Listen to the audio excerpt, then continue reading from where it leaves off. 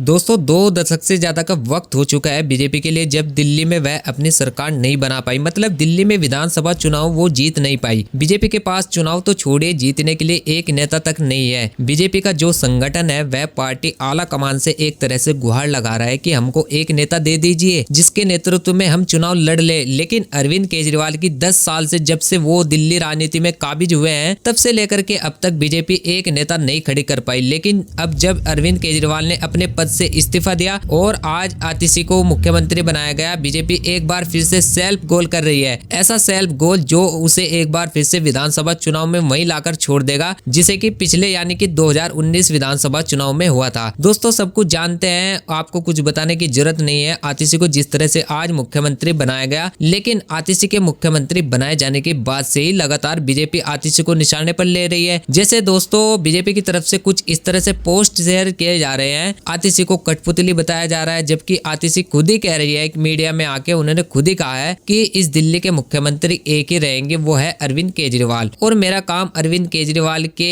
आदेशों का एक तरह से पालन करना है। सब जानते हैं कि आतिशी खुद ही कह रही है कि वह भरत की तरह खड़ाऊ रख राज चलाने को तैयार है और अगले साल तो फरवरी में चुनाव हो ही जाएंगे। तो दोस्तों केजरीवाल ने अपने ऊपर लगे आरोपों को एक तरह से जनमत संग्रह में बदल दिया और ये केजरीवाल का हर लिहाज से मास्टर स्ट्रोक है। बीजेपी इसको हल्के में ले रही है, मैं बता रहा हूँ, लेकिन उससे भी ज्यादा गलती वो लोग क्या कर रहे हैं जिन पर आरोप है कि वो बीजेपी के इशारों पर काम कर रहे हैं। दोस्तों स्वाति मालीवाल जो इस समय न केवल आम आदमी पार्टी की तरफ से सांसद हैं राज्यसभा की, बल्कि आम आदमी पार्टी की बड़ी नेता भी रही हैं, उनकी तरफ से एक बेहद ही आपत्तिजनक बात कही गई है। दोस्तों आतिशी के सीएम बनने के बाद स्वाति मालीवाल ने उनकी मां की एक वीडियो शेयर करते हुए कहा है कि दिल्ली के लिए आज बहुत ही बेहद ही दुखद दिन है। आज दिल्ली की मुख्यमंत्री एक ऐसी महिला को बनाया जा रहा है जिसके परिवार ने आतंकवादी अफजल गुरु को फांसी से बचाने की लंबी लड़ाई लड़ी। उनके माता पिता ने आतंकी अफजल गुरु को बचाने के लिए माननीय राष्ट्रपति को दया याचिका लिखी। उनके हिसाब से अफजल गुरु निर्दोष था और उनको राजनीतिक साजिश के तहत फंसाया गया। वैसे तो आतिशी मरलेना सिर्फ डमी सीएम है, फिर भी यह मुद्दा देश की सुरक्षा से जुड़ा हुआ है। भगवान दिल्ली की रक्षा करे। दोस्तों आज स्वाति मालीवाल को यह बात बुरी लग रही है कि आतिशी को सीएम बनाया गया, जबकि उनकी मां ने अफजल गुरु की फांसी का विरोध किया था जो कि एक आतंकी है। तो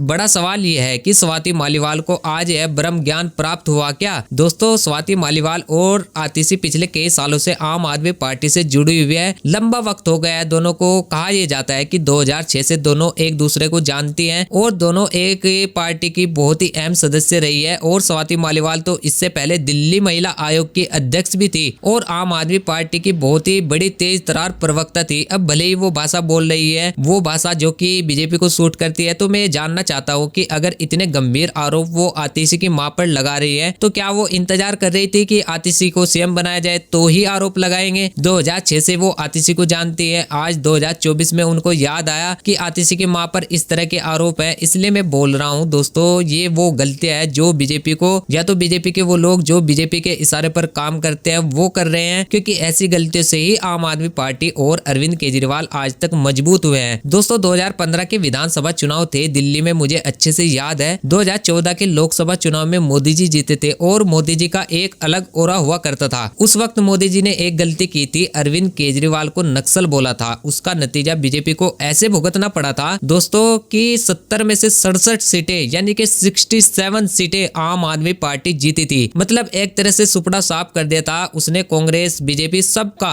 मतलब कितनी बड़ी जीत है आप सोचिए, 70 विधानसभा सीटों में से 67 सीटें आम आदमी पार्टी जीती थी। और जब मोदी जी ने अरविंद केजरीवाल को नक्सल कहा था और अब जिस महिला मुख्यमंत्री को आगे किया गया है, जिस महिला को मुख्यमंत्री बनाया गया है, उसे या तो बीजेपी पपेट कह रही है या फिर वो लोग बीजेपी की भाषा बोल रहे हैं, वो उनकी मां पर इस तरह के आरोप लगा रहे हैं। इसलिए आम आदमी पार्टी ने अब स्वाति मालीवाल से कह दिया कि जरा सी भी शर्म बाकी है तो इस्तीफा दे दीजिए, और हिम्मत है तो बीजेपी से कहिए कि वह आपको राज्यसभा भेजे। अगर राज्यसभा में बैठने का इतना ही शौक है तो दोस्तों आपको क्या लगता है कि आतिशी पर लगातार हमला करना या बीजेपी को भारी पड़ेगा। अगर बीजेपी को आम आदमी पार्टी पर हमले करने ही हैं तो सबसे पहले तो उसको अपने संगठन पर काम करना चाहिए। दूसरा, उसके बराबर एक नेता खड़ा करना चाहिए। अरविंद केजरीवाल के बराबर का नेता बीजेपी आज तक नहीं दे पाई दिल्ली में। और वो क्या कर रही है, जो नेता एस्टेब्लिश हैं उन पर लगातार निजी हमले कर रही है। कमेंट बॉक्स में मुझे जरूर बताइएगा दोस्तों कि बीजेपी को कितना महंगा पड़ सकता है। और साथ साथ में चैनल को सब्सक्राइब करके वीडियो को लाइक कर दीजिएगा। बाकी दोस्तों मिलते हैं नेक्स्ट वीडियो में, तब तक के लिए धन्यवाद। जय हिंद।